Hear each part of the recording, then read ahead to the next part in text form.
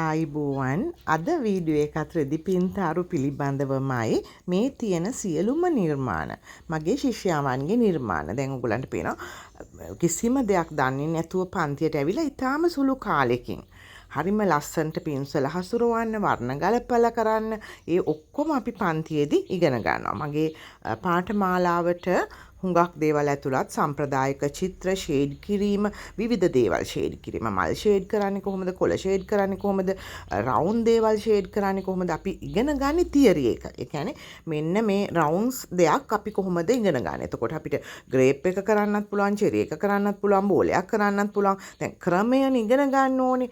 ඉතින් දැන් මලුත් එහෙමයි. මලක පෙත්තක් ඉගෙන ගත්තම මෙන්න මේ මල් පෙති ගොඩක් තියෙන එකක් අපි කොහොමද කරන්නේ? එළිය අඳුර එන්නේ කොහොමද?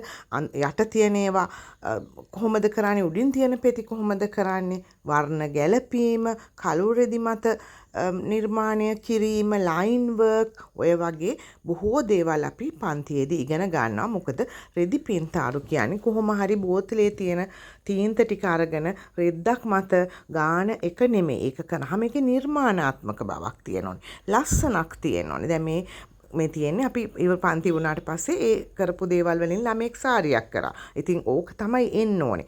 මගේ පන්තියට ඇවිල්ලා එතනින් එළියට යන ළමෙක් රෙදි පින්තරු පිළිබඳ පූර්ණ දැනීමක්.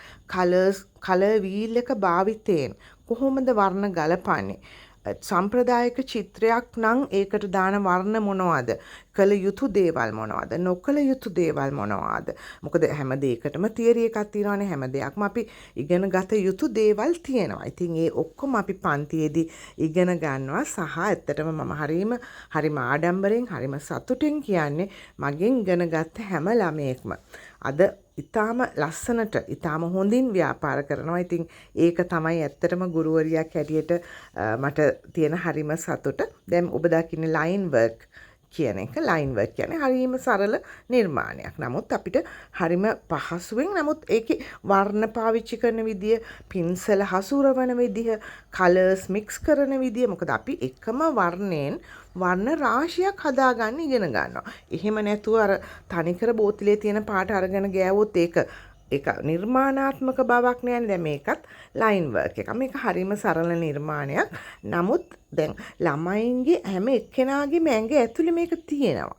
ඉතින් ඒක මතු කිරීම තමයි හරි ගුරුවරියක්ගේ යුතුයකම. දැන් මේ තියෙන කලර් වීල් එක අපි මේක භාවිත කළා තමයි වර්ණ ගැලපීම ඉගෙන ගන්න පන්තියේදී. ඉතින් හුඟක් අය කියනවා අනේ මිස් අපි අහලවත් තිබුණේ කලර් වීල් එකක් ගැන.